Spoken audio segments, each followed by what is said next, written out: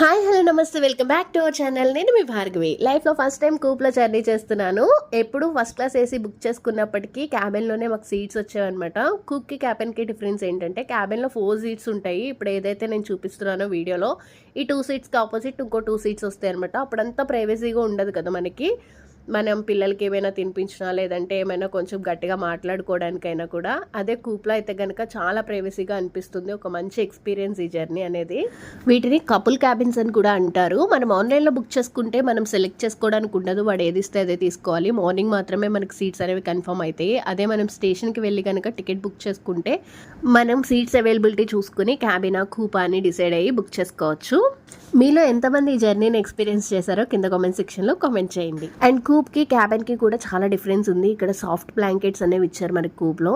నేను ప్రీవియస్ వీడియోని కింద డిస్క్రిప్షన్లో ఇస్తాను, చెక్అవుట్ చేయండి. Thanks for watching. ఈ వ్లాగ్కి ఇంతే.